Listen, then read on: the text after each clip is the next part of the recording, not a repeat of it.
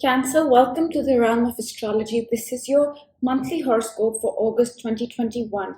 But before we begin, I would like to let you know that I also do daily video horoscopes, weekly video horoscopes, and monthly sun rising sign horoscopes that you can watch on my YouTube channel. I also request you to hit the subscribe button and the bell icon so that you can be notified every time I post a video.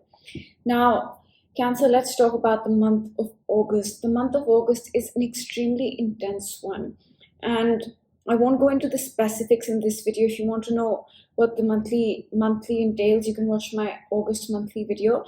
I will speak about what this month entails for you, but overall, this is an extremely intense month and it will require hard work and decisions. But at the end of it, it will help us move one step closer to the life that we have been building since December of 2020 and will be building for the next 2 years. And that life will stay with us for at least 20 years. So that being said, Cancer, let's talk about the month of August for you. In this video, I'm going to talk about the most important events of August. And if you want to know what a particular day entails, you can watch my daily, or what a particular week is all about, you can watch my weekly, and the monthly should be up as well. Now, this video is for a Cancer rising or a Cancer sun, so watch for your rising sign and then your sun sign. And also, if you're, say, a 29-degree Cancer rising, you might just resonate more with a Leo reading. Okay, so keep that in mind. And before we get into the first day, I had asked you if you wanted to see a long-term energy reading for your chart, Cancer, last month, and that video is out there. So that video, or will be out very soon, that video talks about things like where Saturn is, where it's been, what that requires, or Pluto, things like that, the longer term energies that you are dealing with, Cancer, because astrology does change day to day, moment to moment, but certain themes can last years, and that's because of these slow moving energies, the outer planets. So in that video, I cover the slower moving planets, slower moving energies, so you can watch that if you're interested, and if it's not out, it will be out soon. Now let's talk about the first important thing in the month of August, Cancer. Now that happens on 8th August, and it is the new moon in Leo, right here in your second house. It's happening at 16 degrees of Leo. And what do new moons bring? They bring with them new beginnings, right? So on August 8th, you are going to be beginning something, Cancer, for the next whole month. You will be seeding something on August 8th that you will build on, work on for the next lunar month, for the next 28 to 30 days. And this new beginning, yes, is all about following our heart and doing what makes us happy, but more importantly for you, Cancer, it's in your second house, which means that this beginning is about finances. It's about your material possessions. It's about the skills that you are learning, the values that you have, and even your self-worth. And I also want to mention that this new beginning can feel quite challenging, and that is because Saturn is in the opposite sign of Leo, in the sign of Aquarius, opposing this new moon energy. And what is Saturn? Saturn is hard work, it's decisions, it's discipline. It can also bring with it delays and disappointments. So while you're beginning this new beginning in your material possessions and finances and self-worth and values and skills, Saturn is there opposing this energy. And this might mean one of many things. It might mean that you need to take a decision to have this new beginning. Define certain things to have this new beginning. Or it might mean that the beginning feels like it's not happening because Saturn can bring with it delays. Or it could be that you're asked to work really hard for this beginning to come about, because Saturn is there. And it's not just for you that Saturn's going to oppose this energy, it's for everybody. So everybody is going to struggle or work really hard or need to take decisions in whatever they are beginning on this new moon. So it's not just you, right? So that's August 8th for you, Cancer. Now on August 11th, right, Mercury is going to leave your second house and enter your third house. Now, Mercury is our mental energy, it's our mind, it's our thinking, it's our perception, it's listening, it's writing, it's communication. It's also social media and our health and our job and our diet, and it's a lot of things. So when Mercury changes signs, the basic shift that we feel is that our mental energy, our communication, our mind shifts from your second house, which is finances, self-worth, value, skills, monetary possessions. Now on August 11th, your thinking is going to be more about your third house, because that's where Mercury is going to come in. And the third house is your communication, is your mind, is your siblings, is your peer group, is your immediate environment. So a lot of your thinking might be going into, okay, how do I adjust this environment? All right, what do I communicate about? Or even social media. Anything connected to the third house. So that's August 11th. And then on August 15th, we have the first quarter square of the moon. And this is the point where the sun and the moon make their first 90-degree angle. And this is a point where we start to face challenges. We start to face obstacles that we need to overcome. We are asked to make adjustments and changes, right?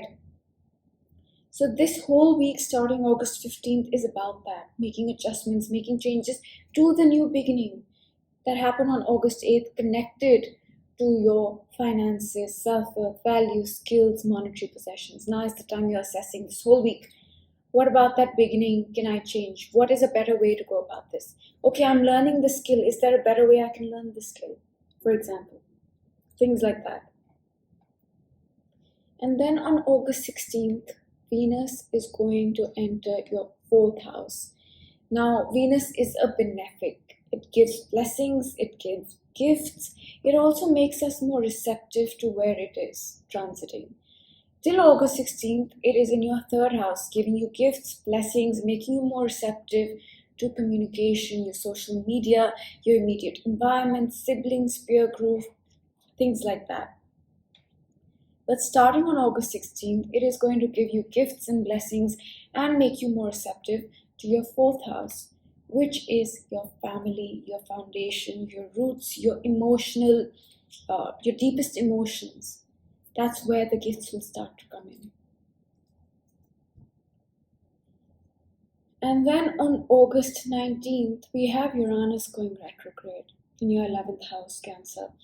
Now, Uranus is the last outer planet to go retrograde, which means at this point we have Pluto, Saturn, Jupiter, Neptune, Chiron retrograde, and now Uranus has joined them. And when there are so many planets retrograde, what does it mean? It means we review the past. The past is coming back, the recent past. And we are asked to review it and reprocess it, approach it from a different perspective, right? Retrogrades are also a time of karma. We receive the rewards for the work we've put in or not put in. And with Uranus is in your 11th house, and Uranus is a planet that wants you to be your authentic self, right? That's what Uranus wants. And for that reason, it'll either get rid of things or bring things into your life quite suddenly. And for you, Cancer, it's doing that in connection with your 11th house, which is your social circle, the groups you are part, not your close friends, the groups that you belong to, the acquaintances that you have, your hopes, goals, and dreams as well, and science and tech, if that applies to you, right? So through those areas, Uranus is helping you connect with your authentic self. It could be that there's a certain group, for example, right, that helps you connect with your authentic self. Uranus may bring that group into your life suddenly.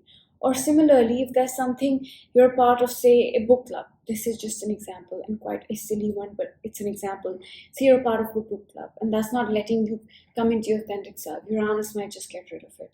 So that's the energy. And when it goes retrograde, you will be reviewing the events connected to Uranus that have happened in your life recently. And then we have the most important event of the month of August on August 22nd, and it is the full moon in Aquarius. It's happening at 29 degrees of Aquarius, which puts it in your 2nd and 8th house, Cancer. Now this full moon is special because this is the second full moon we're having in the sign of Aquarius. We had one last month and now we're having one this month. And typically we don't have two full moons in the same sign in a year, right? So this is special, it is powerful. And with this full moon, First of all, what do full moons bring? They bring with them clarity, understanding, being able to see things clearly.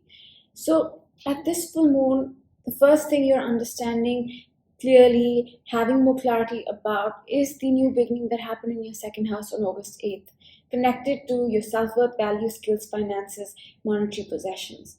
The second thing goes back to December of 2020. And in December of 2020, you had a new beginning in your 8th house. It happened at 0 degrees of Aquarius. So check where 0 degrees of Aquarius is for you, and that's where the beginning happened. But for this video, I'm going to say the 8th house, okay? Because it's here, 8th house. And the 8th house is the house of a lot of things: investments, intimate relationships, hidden things, taboo things, occult things. It's also the house of regeneration, rebirth, catharsis, healing. So it could be a new beginning in any one of these areas for you that you are now able to understand with this full moon more clearly. And the same goes for the month of Feb. Around these areas, there was another beginning in the month of Feb 2021, connected to December of 2020. So those are the two things you're able to see clearly with this full moon. And then on the same day, we have the sun entering your 3rd house, changing signs. Now, this is where the intensity of the month of August starts to go down a little bit, which is a good thing. And that's because while the sun was in Leo, although it loves Leo, was opposing Saturn energy. Saturn's in Aquarius, the opposite sign. So it was a month about decisions and hard work, right? But when the sun moves into Virgo, your 3rd house, that intensity will begin to ease off. And the sun till August 22nd has been illuminating and bringing to light matters connected to your material possessions, finances, self-worth, values, and skills. But from August 22nd, it's going to bring to light and illuminate matters connected to communication, thinking, social media, your immediate environment, peer group, all these things for the next 30 days. And towards the end of the month, on 30th August, we have two things. One, Mercury is going to leave your 3rd house and enter your 4th house, which means your thinking, your mental energy will be about your family, your foundation, your roots, where you come from, all those things. And we also have the last quarter square of the moon. Now, this is a point where we begin the release process. For the next whole week, that's going to be the energy till the new moon next month. And you are releasing the beginning that happened in your 2nd house of self-worth, value, skills, and finances. You're assessing, what about that new beginning can go with me to the next month? What can I leave behind? So this entire week is a letting go process. It's a release process. You can even be releasing emotions connected to that area. For example, some emotions connected to your self-worth or finances this whole week. And when we release, it does not always feel very pleasant. So that's the basic overview for you, Cancer. Now, I do want to mention that this is for a 0 degree rising, right? Now, if you're a 29 degree rising Cancer, you might just resonate more with the Leo reading. And if you are someone with some small houses, some big houses, then this reading can be completely thrown off because the placements of the houses can be thrown off. So always keep in mind that these readings are very basic and just a very basic overview of things. And I will pick a card for you, Cancer, before we close it out. So let's do that.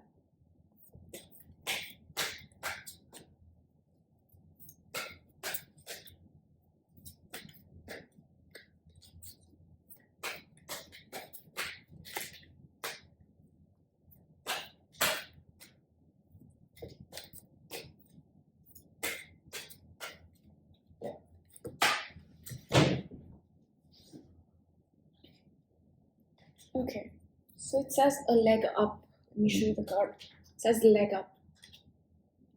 And I think this month, Cancer, you will have some sort of help from the universe that will push you one more step forward. You'll get some sort of a leg up, a support from the universe this month.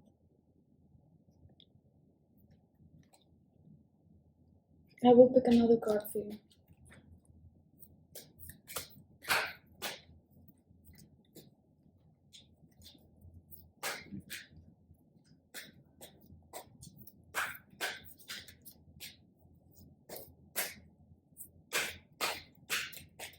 Okay, again on the floor. This says unfinished symphony. And perhaps Cancer, this month, the universe is saying that there's something unfinished that is still going on. So it could very well be the universe asking you to close something out, and that's because the full moon is in your 8th house. Saturn is in your 8th house, and the 8th house is what I said, the house of transformation, but also endings. So there might be something that you need to end, Cancer, in the month of August. But whatever that is, this month will push you on, will give you some support and push you one step forward. That's all I'm going to say for you, Cancer. I hope you have a great month, and I will see you in my other videos. And if you are interested to know where the long-term energies in your chart, do watch my long-term video. It should be out. If it's not, then it will be very soon. Bye.